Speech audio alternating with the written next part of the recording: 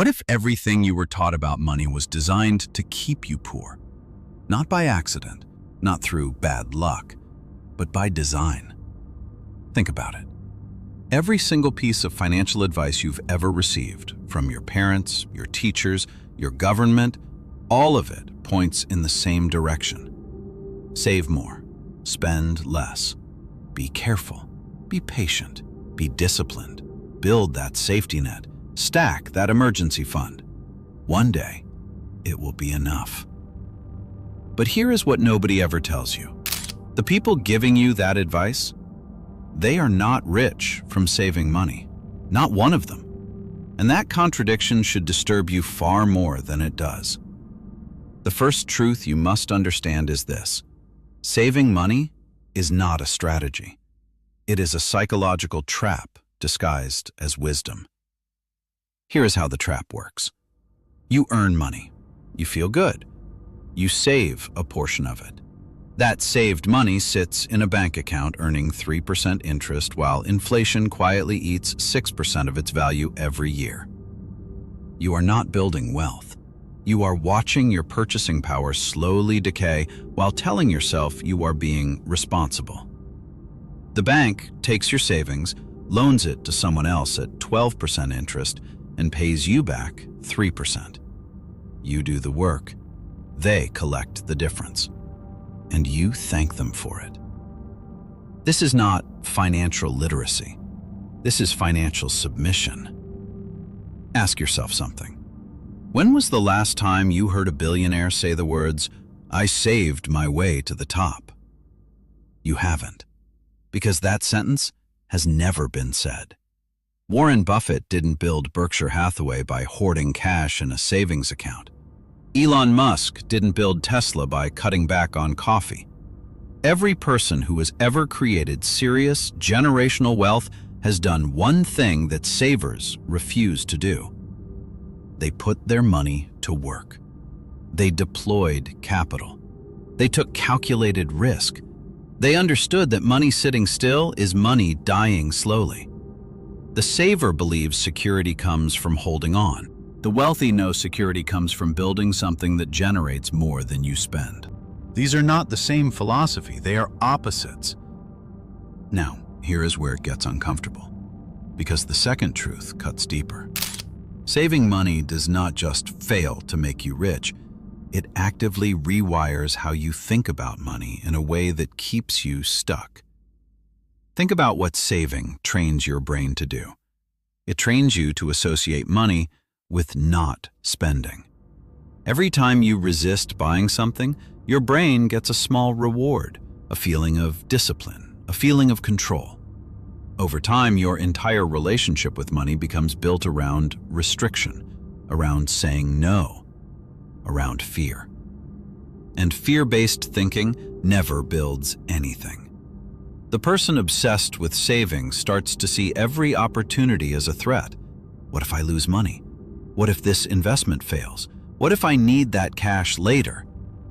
These questions feel responsible. They feel mature, but they are the same questions every broke person asks, and they lead to the same result: a life of scarcity dressed up as caution. The third psychological law you must understand is the difference between money that rests and money that moves. Money at rest loses. Money in motion multiplies.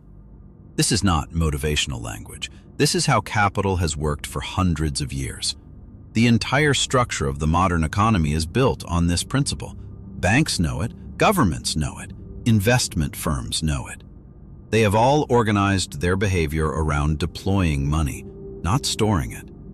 And yet the average person, the one who was never taught the rules of the game, is out here protecting their savings account like it is a sacred object. Here's the reality. The stock market has averaged roughly 10% returns annually over the last century. Real estate has doubled in value in most major markets over the last 20 years. Businesses built with capital return multiples that savings accounts cannot touch in a lifetime. The gap between the person who deploys money and the person who stores money does not widen slowly. It widens exponentially. Every year that passes, the investor moves further ahead and the saver falls further behind. Not because the saver is lazy, but because the rules of money do not reward patience. They reward movement. But this is where things become even darker. Because saving money doesn't just fail economically. It fails psychologically in a way most people never even notice until it is far too late. Here is what happens to the habitual saver over time. They build a number in their bank account.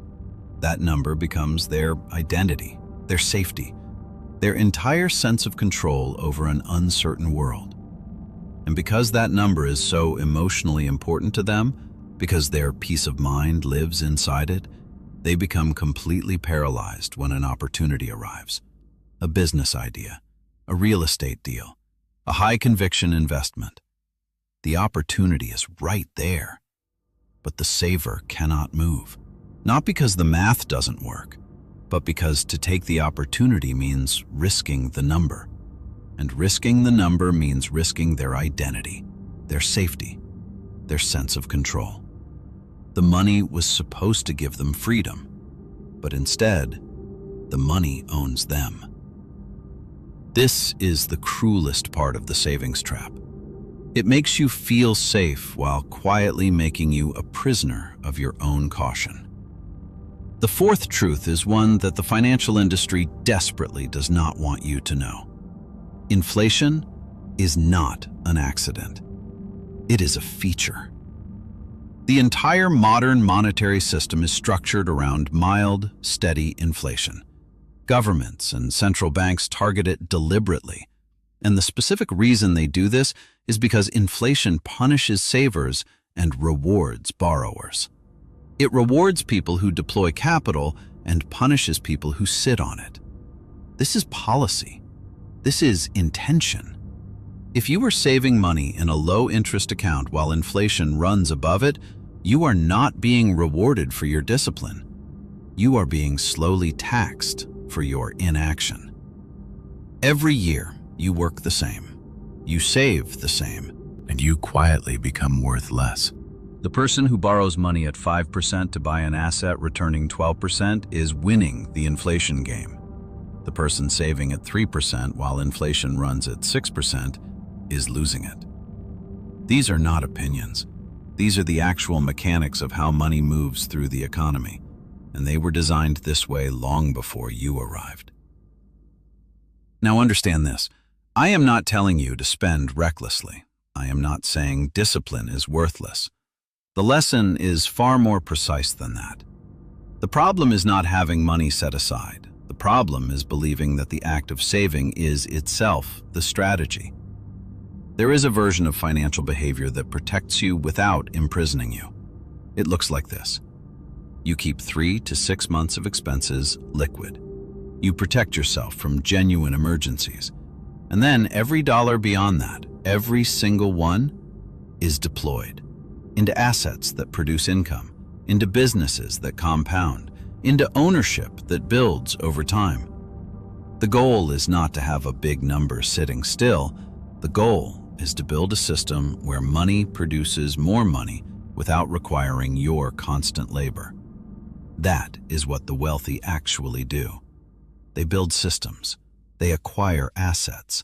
They stop trading time for money as fast as possible. And the only way to get there is to stop treating your savings account as a destination and start treating it as a temporary holding tank. Here's the fifth and most dangerous truth of all. The advice to save money is often given with good intentions, but it serves a very specific social function that has nothing to do with your success. A society where everyone saves and no one risks is a society where capital stays concentrated at the top, where wealthy institutions continue to deploy money while everyone else waits, where the gap between those who own assets and those who store cash widens every decade. The advice to be careful, be safe, save everything keeps the average person in a psychological state that benefits the existing financial structure. It keeps you playing defense in a game where only offense wins. This is not a conspiracy. It is simply the natural result of a system where financial education is controlled by the same institutions that profit from your passivity. Schools do not teach investing. Banks promote saving. And generation after generation of intelligent, hard-working people spend their entire lives building someone else's wealth while telling themselves they are being responsible. So what changes the moment you understand this? Everything.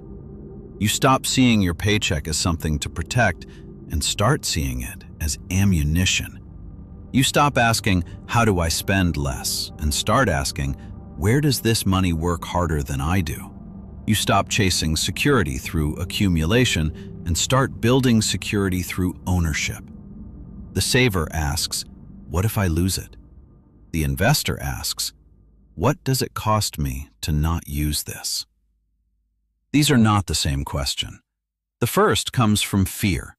The second comes from strategy. And the distance between those two questions is the distance between a life spent working for money and a life where money works for you. Remember this: the richest man in the room is rarely the most frugal. He is the most strategic. He knows where money flows, why it flows there, and how to place himself in the path of that flow. He does not save his way into power. He builds his way there. He buys what produces. He owns what appreciates.